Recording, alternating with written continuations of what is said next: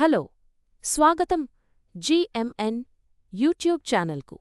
ఈరోజు మనం చాలామంది యువతుల్లో కనిపించే ఆరోగ్య సమస్య పీసీఓడీ గురించి తెలుసుకోబోతున్నాం. ఇది ఏమిటి, ఎందుకు వస్తుంది, మరియు దానికి గుర్తించాల్సిన ముఖ్యమైన లక్షణాలేంటో ఇప్పుడు చూద్దాం. పీసీఓడీ అంటే ఏమిటి? పీసీఓడీ అనగా పాలిసిస్టిక్ ఓవేరియన్ డిజార్డర్. ఇది ఒక హార్మోనల్ సమస్య. ఇందులో ఓవరిలో చిన్న చిన్న గుబ్బలుగా కనిపించే సిస్ట్స్ ఏర్పడతాయి. వాటితో పాటు పీరియడ్స్ అసమయంగా రావడం, అధిక రక్తస్రావం లేదా మిస్ అవడం జరుగుతుంది. పీసీఓడీ ఎలా వస్తుంది? ఇది ముఖ్యంగా హార్మోన్ అసమతుల్యత వల్ల వస్తుంది.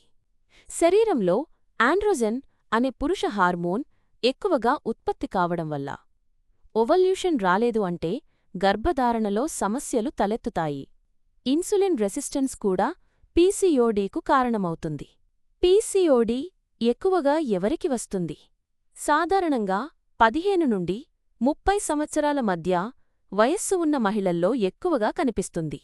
కానీ ఇప్పుడు యువతిలోనూ పెరిగిన జీవనశైలిలో ఈ సమస్య పెరుగుతోంది. పీసీఓడీ లక్షణాలు ఏమిటి? ఇక్కడ కొన్ని ముఖ్యమైన లక్షణాలు ఉన్నాయి.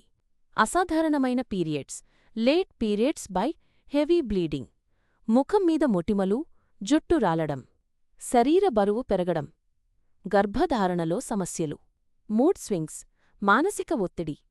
పీసీఓడీ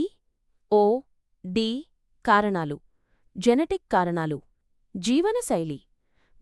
తక్కువ వ్యాయామం, ఎక్కువ ఊబకాయం. అధిక స్ట్రెస్, అనారోగ్యకరమైన ఆహారం, హార్మోన్ అసమతుల్యత. ఇది పీసీఓడీ గురించి ప్రాథమిక అవగాహన. మీకు ఈ వీడియో నచ్చిందా?